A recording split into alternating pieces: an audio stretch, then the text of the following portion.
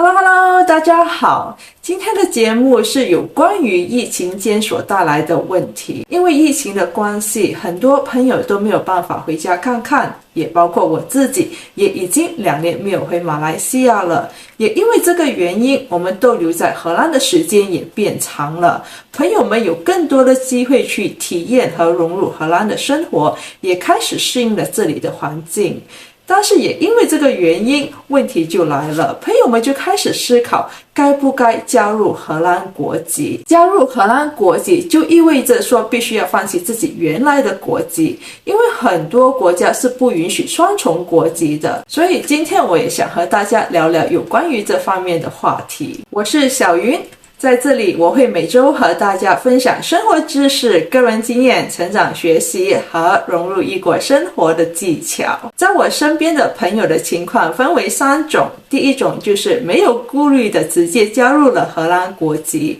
这种情况一般是在自己原来的国家已经没有亲人了，或者是亲人们已经搬到了荷兰定居，所以没有牵挂也没有顾虑。第二种就是坚持保留自己原来的国籍，因为不愿意和自己的家乡彻底切割，总希望有一天可以落叶归根。第三种呢，就是还在纠结着到底该不该加入荷兰国籍。如果你刚好是第三种，那么看完这一集后，你就不会再纠结了。我会在影片的最后告诉你最佳的解决方法。我先说说我个人的情况，我是属于第二种的情况，就是坚决保留自己原来的国籍，因为我希望有一天我可以回到家乡落叶归根，也希望在退休后可以实现在荷兰和马来西亚的旅居生活。如果你是第二种情况，那你持有的就是荷兰居留卡。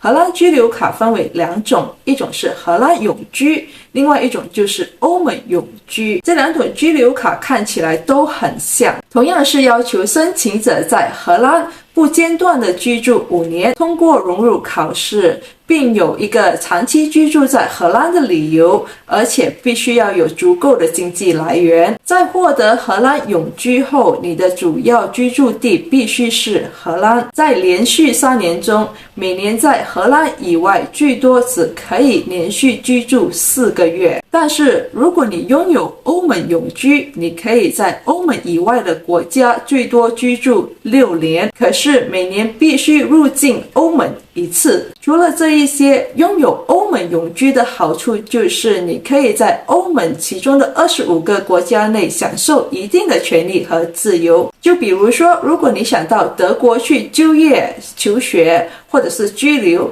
办理的手续比只拥有荷兰永居方便许多许多。再来的就是荷兰护照，每个国家的护照都有排名，而荷兰护照在 Handy Passport Index 2022里排名第4。这意味着说，拥有荷兰护照可以免签证的进入188个国家。但是这不应该是你加入新国籍的唯一理由，因为当我们深入的去想，我们可能这一辈子也不会游玩这188个国家，除非我们是富豪，或者是从事旅游业，像是旅游博主啊，或者是导游，那我们可能有机会都把这些国家游一遍。其实啊，无论你是荷兰永居还是荷兰公民的待遇都差不多一样，最大的区别就是当你加入了荷兰国籍，你就拥有了选举和被选举的权利。我知道在海外生活的朋友大部分都不关心政治这一块，所以成为国家总理对自己的影响其实没有很大，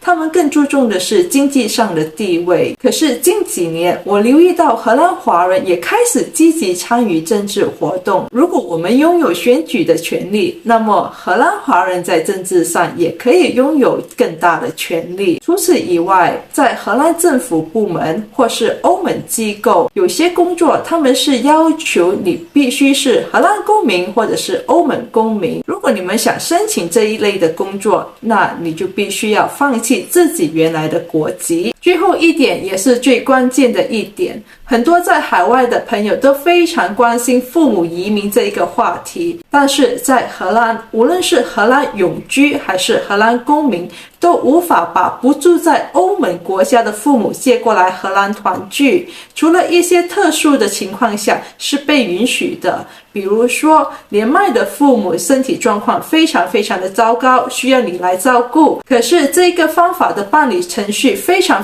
的繁琐，必须要呈交上许多医疗证明和文件。当然了，如果你的父母是在欧盟的其中一个国家居住，那把他们接到来荷兰团聚是非常有可能的。无论怎么说，放弃自己原来的国籍本来就是一个非常重大的决定，因为一旦放弃了，就意味着说在我的心里会一直感觉我和家乡的联系正式画上了句点。或许对于年轻的一辈来说，他们会有不一样的看法，比如说从小就和父母移居到新国家生活的朋友，他们在自己原来的国家的时间并不长，而且没有那么多朋友，自然牵挂和顾虑也比较少。对于他们来说，如果新国家的生活比较适合他们，或者是他们在新的国家可以找到自己的舞台，我相信他们会毫不犹豫地加入新国家的国籍。在我之前的视频，我也很常提到说，这世上没有完美的国家，只有适不适合自己的国家。我个人觉得适不适合这一点也应该被列入考虑之中。对于换不换国籍这一点，我个人觉得无需要太过去纠结。有人说换了国籍就是不爱国的表现，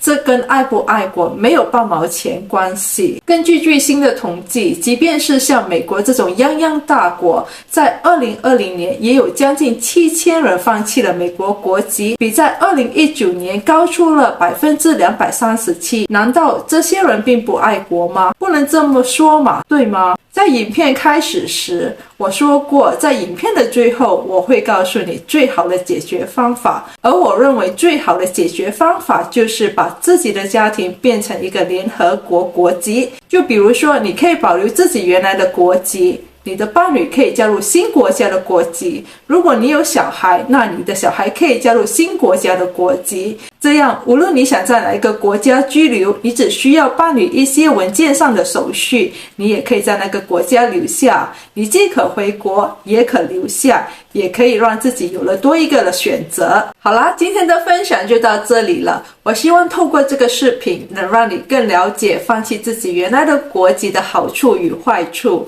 如果你喜欢这个视频，请给这个视频点个赞，并且加入订阅，谢谢支持。我是每周与你分享生活知识的小云，我们下期再见，拜拜。